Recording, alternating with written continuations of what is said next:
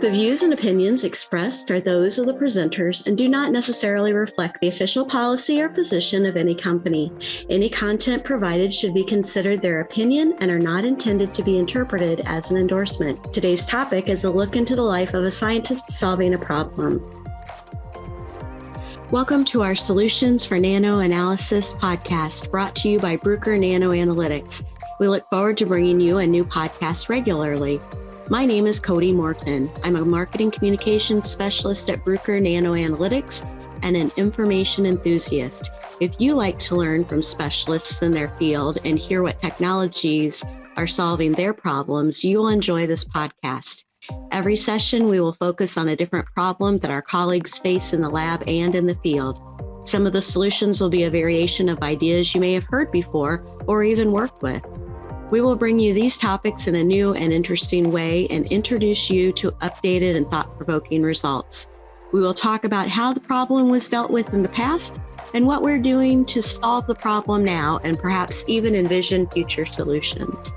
Join us as we talk solutions with a variety of scientists and technicians in many different industries in the Solutions for NanoAnalysis podcast.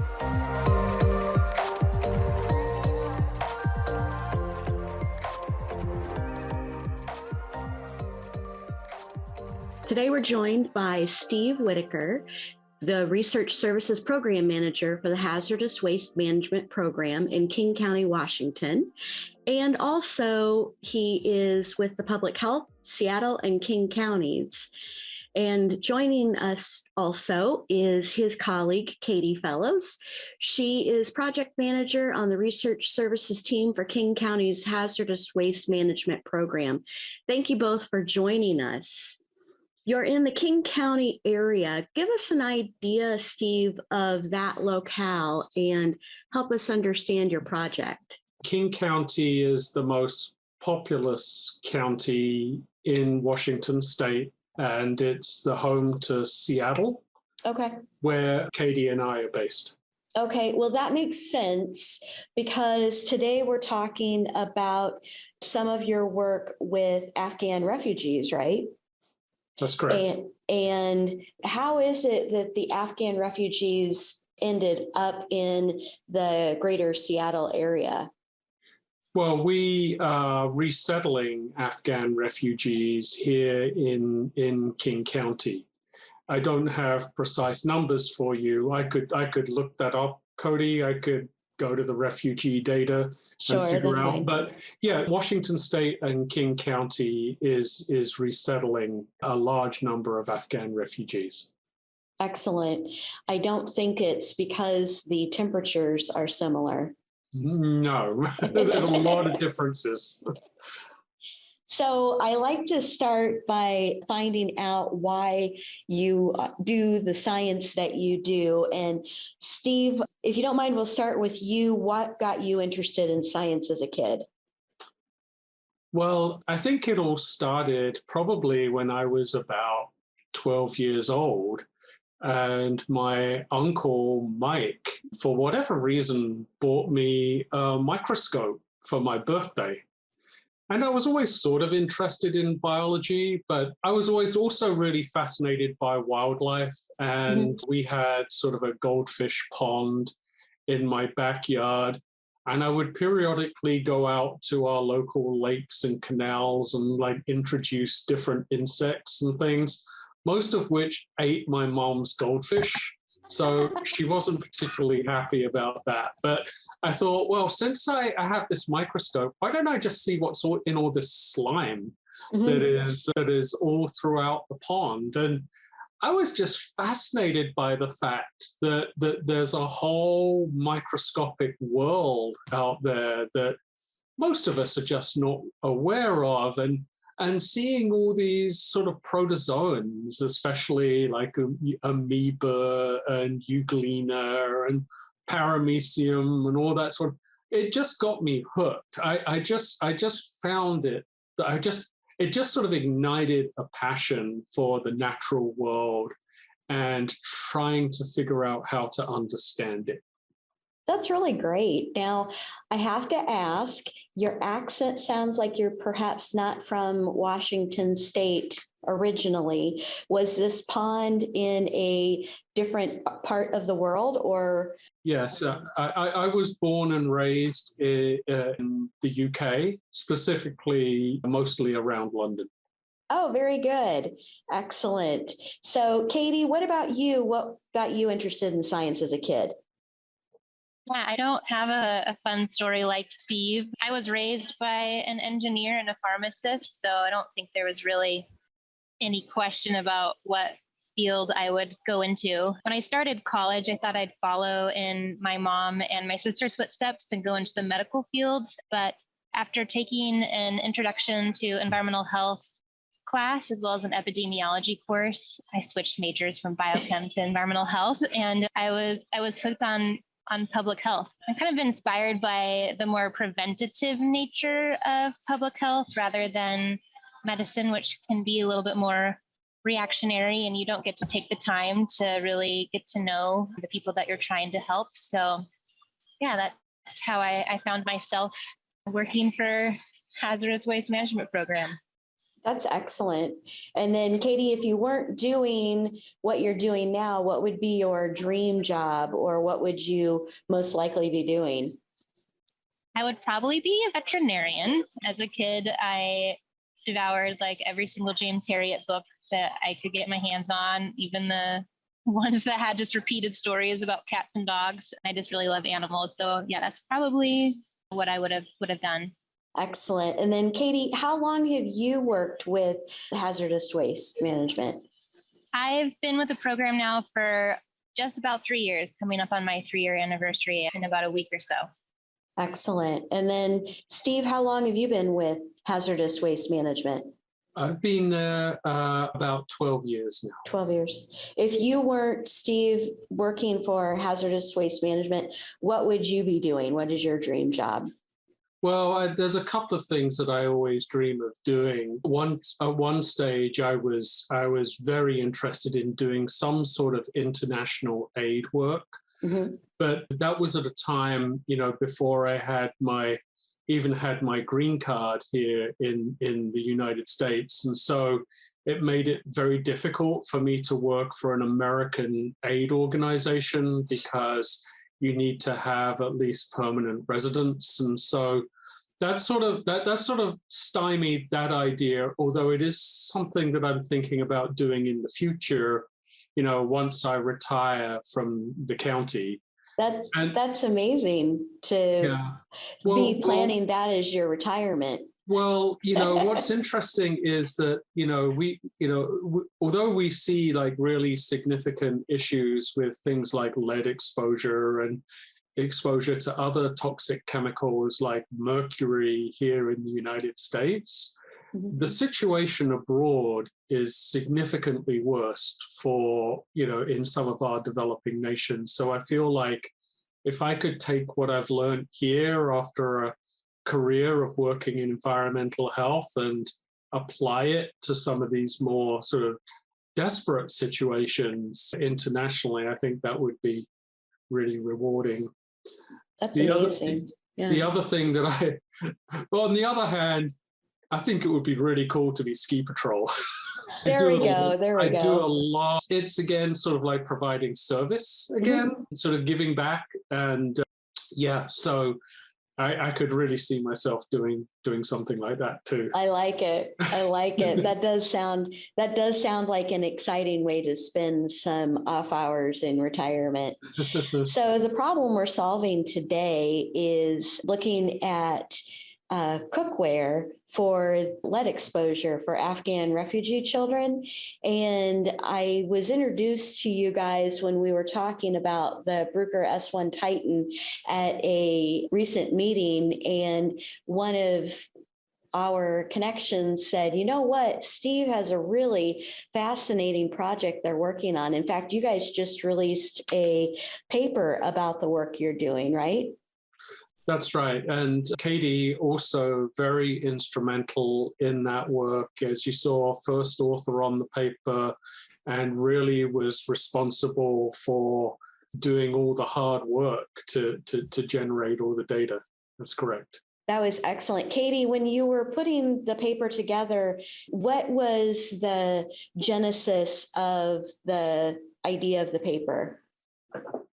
Well, we became aware of this issue, and Steve and I had never heard of lead being in aluminum cookware, and in order to really understand the issue and also be able to offer a safer alternative cookware to the Afghan community, we needed to understand how cookware becomes contaminated with lead, how much lead might be in it, if they cook with this cookware, how much of the lead will make it into their food. And so that's kind of how this study came to be. And, obviously we had to write a paper about it since the findings were pretty significant.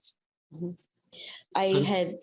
I had you both kind of fill out a little questionnaire sheet for me. And as I look over it, I think we didn't really touch yet on the actual problem that you guys found. Steve, what was the initial reason for finding that you were having a problem with lead for the refugees? Well, as you might know, Cody, childhood lead poisoning, or the reporting of childhood lead poisoning, is what we call a notifiable condition, which means that the labs that actually process the samples and record the data are actually responsible then for sending the blood lead data to the state departments of health. And then for kids who have lead data for King County, those data are sent to us. Mm-hmm. So a couple of things happened is that we saw an influx of high blood lead levels amongst Afghan children, amongst King County children in King County. And at the same time, we were looking at the statewide data and also recognizing that this was a statewide problem. And we have a team that does in-home investigations when they see children with high blood lead levels. And so they will go to the home with an XRF analyzer, ask a whole series of background questions and try to learn about what the sources of lead could be, including using the XRF analyzer on the sorts of things that we usually think about that are associated with lead poisoning, mm-hmm. like lead-based paint and glazed ceramic ware. Sure. We also know that there are traditional spices and medications and personal care products that can contain lead. What was surprising here was when our investigators used the XRF on some aluminum cookware that the Afghans had brought with them from Afghanistan. And there they found hundreds and occasionally thousands of parts per million of lead in the Afghan pressure cookers and more typical looking cookpots. So that was part of what we called like a public health partnership. It was a partnership between staff in the Hazardous Waste Management Program and the public health nurse. Mm-hmm. And so we, on the research team, we were learning about these issues and recognized pretty quickly that this is a previously unrecognized source of lead exposure here in the United States. And that's when Katie and I launched the investigation. When you guys launched the investigation and you found it was the cookpots, was it from residual items from cooking, or was it just in the construction of the pots themselves? Well, it's from the construction of the pots themselves. Okay. And what we learned is that in many countries, aluminum cookware can be manufactured from scrap metal. Okay. And you can imagine if you're taking scrap metal it can contain all sorts of contaminants, including lead. Sure.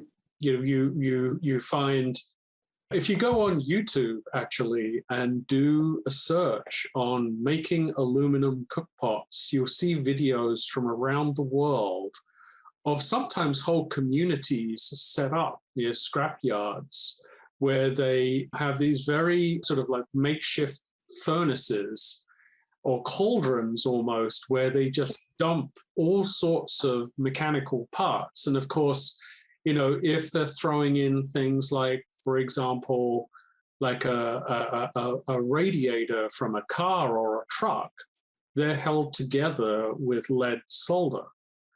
And so the concentrations of lead can actually end up being quite high.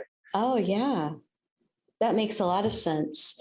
Now, Katie, you're a tad younger than myself and Steve, so you may not know the answer to this, but how would people approach this before technology advancements like the XRF handheld to test these sorts of things?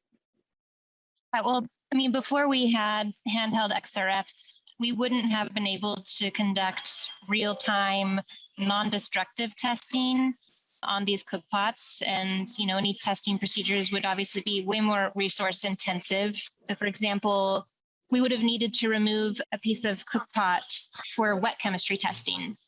And this can be an issue. One, it can be difficult, obviously, to remove a small piece of metal, but also these traditional pressure cookers that the Afghan families are bringing with them, they can be family heirlooms. So we don't want to destroy them.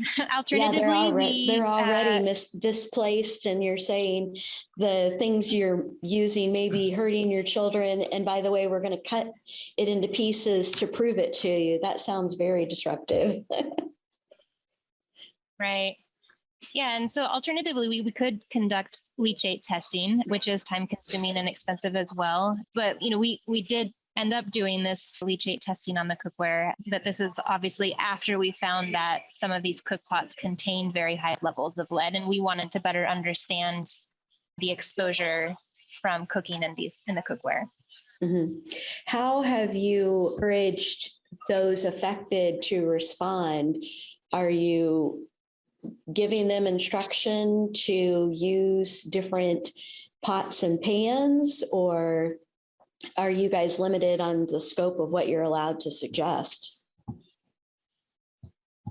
We're not limited on what we're allowed to suggest. I think the biggest problem, Cody, is that we're a small regional program, and our impact direct impact can only be really local. Sure. Now we have teams that work very closely with community and community-based organizations that have been sharing information with the Afghan community. In fact, they have started what they call a cookware exchange program. Oh, good. Where we have managed to, so far, we have provided 100 Afghan families with replacement stainless steel pressure cookers free of charge. And I understand that we're in the process of buying several hundred more. Some other things that are happening is that we've learned that actually many in the Afghan community really like Instapots. Oh. And Katie has been doing some XRF analysis on the Instant Pots to make sure that they are safer alternatives as well. So, and the good news is that typically stainless steel is a safer alternative. It does not contain the lead levels that you see in this scrap aluminum. And when Katie used the XRF analyzer on an Instant Pot, she found that every surface that comes into contact with food is stainless steel. Oh, good. So we feel confident in providing those to the community as well. The other thing that's happening is that our colleagues are in the process of working with community members to develop a video where they are working with an Afghan person who's respected in the community who's going to demonstrate how to cook Afghan food with modern pressure cookers. Oh, sure. Some of the feedback we received early on from the Afghan community was that when using modern pressure cookers, their food was burning on the bottom. And the reason we think is that these traditional Afghan pressure cookers are really thick metal. And they have to be because they can be used, for example, over an open flame. Sure, yeah. And so they have to apply a fair amount of heat. And we think what's happening is that here in the US, once the folks have been resettled, they're like turning up the gas or the electricity on their cookpots and it's burning the bottom. So we recognize that it's really important to help them figure out how to use the modern pressure cookers. Of course, that wouldn't be such an issue with the Instant Pots, but we have provided 100 families with more traditional, modern pressure cookers. So we feel it's important to give them some instruction. Yeah. Oh, I bet that is an amazing change to how you approach cooking all the way around when you go from an open flame to a gas burner or even especially an electric burner. Mm-hmm. So when you were approaching the problem with the handheld XRF, what were some of the benefits of being able to go into the community to do some of the testing? Yeah, I mean, as you mentioned, having the handheld XRF allowed us to go into the field and go into these families' homes that had the cases of elevated blood lead levels in these children and look for potential sources of lead exposure. And additionally, then we can also, use it in our lab as well to sample the cookware and, easily take those results and analyze the spectra to make sure that lead's there. We've used it pretty extensively in this whole project. And what makes the XRF solution work? Well, it's a simple enough device that I think, one doesn't need a really heavy science or research background to be able to use it. All of our environmental health investigators on our team can use the device and understand the results well enough in order to provide feedback to these families, in real time, rather than, having to come to the research team to figure out what it all means. So. And then also, we don't have to take these samples to a lab and then wait weeks to provide these families with information that they need, much more immediately in order to protect themselves and their children. Yeah, absolutely. That makes a lot of sense. What makes XRF solution better? That's a marketing question. You can tell that's a marketing question, but I have to ask it. Yeah, it's true. We have actually had really great support from Bruker through this entire study, from everything from learning how to read the spectra to working with data output, finding information on, what does it mean when we get, below limit of detection measurements. We've always been able to email Bruker and get a response pretty quickly. And it's actually been really great to have that support. Excellent. Now, Katie, we talked about the paper that you guys wrote, and our listeners can have access to that, right? Where was it published and what was the name of it again? It was published in the Journal of Exposure Science and Environmental Epidemiology, or JESSE for short, back in May. And the title of the paper is Investigating Aluminum Cookpots as a Source of Lead Exposure in Afghan Refugee Children Resettled in the United States. Thank you. I'll make sure to have information on that in the show notes so people have access to that and it's available. Were there any additional surprises? Finding out that it was this aluminum cookware that contained lead, and I guess surprising was some of the really high values that we found on some of these pieces. As we've mentioned, there's more traditional cookpots, but there are these, or more modern looking cookpots, but there are these traditional Afghan pressure cookers. And on some of the little vent pipes on the lid, we found like up to like 60,000 parts per million lead, which was pretty surprising.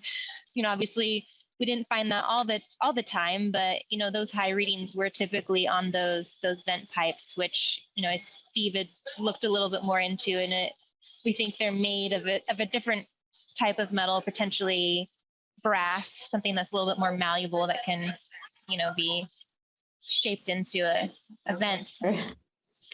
Yeah, that's probably the most surprising. That's really amazing. Steve, did you have any other surprising elements of the paper that you took away?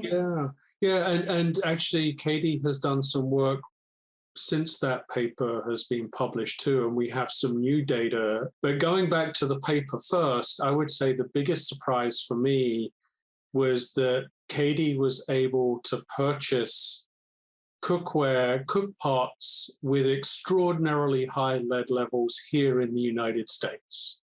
And so this is really sort of the public health significance beyond, of course, what's really important for the Afghan refugees is that anyone in the United States can go to certain retailers, especially online, and purchase cookware that has really, really high levels. In fact, some of the Afghan cookpots that we tested that had the highest levels detected even via the XRF as well as through leachate were purchased from Etsy.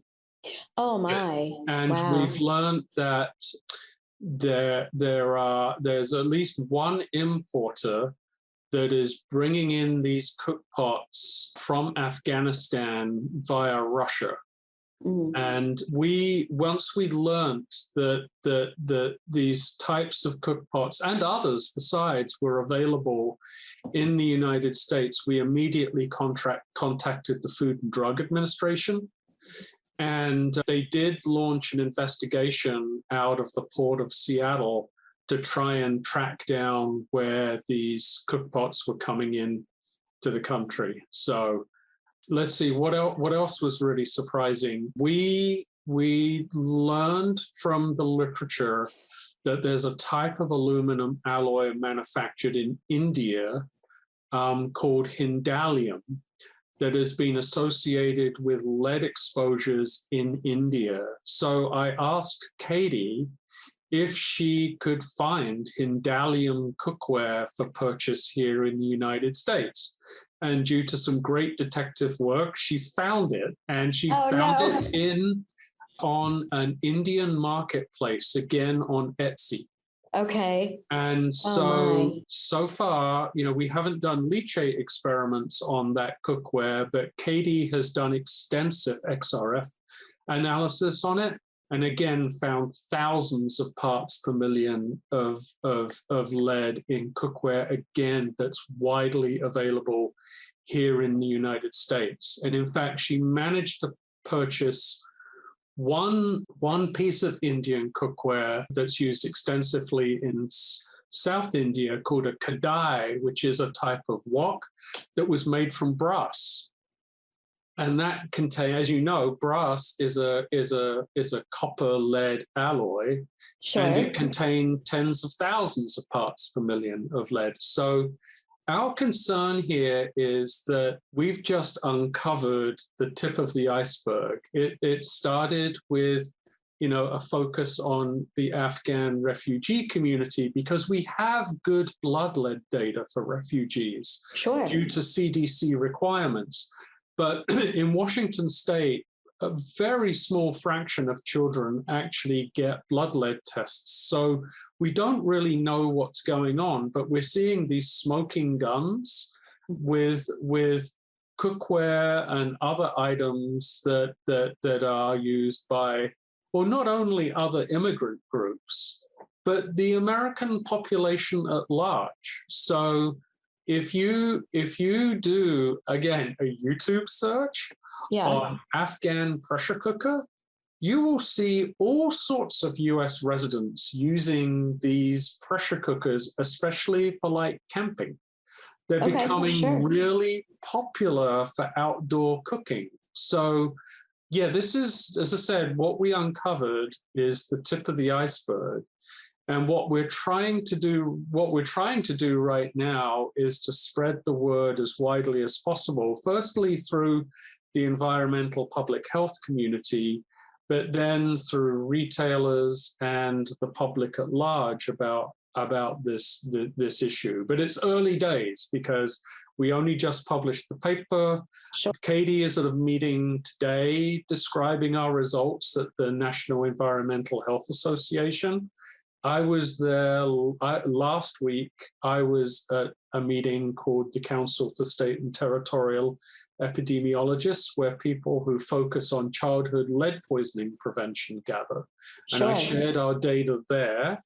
And Katie is also slated to present at the American Public Health Association in Boston in November. So we're just starting to get the word out and develop different sort of communication strategies. Oh, that's amazing. I've got to say, it's a little bit terrifying. And I think I want to go back and have all of my pots and pans tested. And has Katie done any research on grandma's old cast iron skillet? I might just need to go back to grandma's old cast iron skillet, perhaps. Yeah, I don't think I tested mine, but Steve, didn't you take the XRF home and check a few pieces of your cookware? I did. I don't think cast iron is so much of an issue. Okay. It's typically lead-free. What's of most concern is uncoated aluminum cookware. And this is a really important distinction. So most aluminum cookware that's available for purchase in the United States, most of it, high quality cookware, has some sort of coating. Mm-hmm. It could be ceramic, it could be Teflon, it could be anodized. And, those coatings will prevent the leaching of the lead out of the aluminum. But, when you go to some international markets or you purchase inexpensive aluminum cookware online, it can be uncoated. And that is the biggest problem. And I will say that one of the limitations with the XRF is that it provides you with a total amount of lead in the cookware, sure. Right? So regardless of the fact that there's a coating on it that could prevent the migration of lead from the cookware into food, that's why the leachate experiments are so important, because it mimics the cooking and storage of food. But having said that, the XRF was invaluable in terms of identifying the problem in the first place. Sure. We also found a lot of good information online, and we've talked with the National Cookware and Bakeware Association, mm-hmm. putting together recommendations on how people who can't afford to replace their aluminum cookware can actually take care of it to at least minimize the amount of lead that's released. And there are all sorts of common sense suggestions. For example, like, don't use a scouring pad that's going to roughen the surface and increase the surface area. Don't put aluminum cookware in your dishwasher that which can actually promote corrosion and pitting. That makes sense. And all sorts of, dry it immediately. There are all sorts of common sense things you can do if you don't have the resources to replace your aluminum cookware. And then you said that was, what group is putting that information together, or has that information available? Well, I found some information online, and then Cookware and Bakeware Alliance. Okay. That's a national organization whose cookware manufacturer members have to abide by certain standards to be part of the alliance. Okay. The other organization that actually certifies cookware for all sorts of safety issues, including the leaching of toxic metals, is called NSF International. And so currently what we recommend is that if you're going to buy cookware, look for cookware that has the NSF International logo. It's actually on the packaging for consumer grade, but it's actually stamped on the cookware for commercial grade cookware. Okay, gotcha. So, and I bet none of Katie's Etsy cookware had any of that anywhere located on it. No. And in fact, Cody, the Cookware and Bakeware Alliance is launching its own certification scheme in the near future, where it'll be much easier for customers to find out, whether the cookware they're purchasing is relatively high quality. Excellent. Now, did I hear, this is a bit of a aside, but have you run workshops or something for local area people in King County to test things, or have you offered to test things for local people? I'll let Katie take that because she's been really involved. Yeah, we do, well, not we, but others in Hazardous Waste and Public Health occasionally do hold community events where people from the community can bring their cookware or other items that they are concerned about. And we have staff there that is trained to use the XRF, and they will test these items and let them know whether or not their items are contaminated with lead.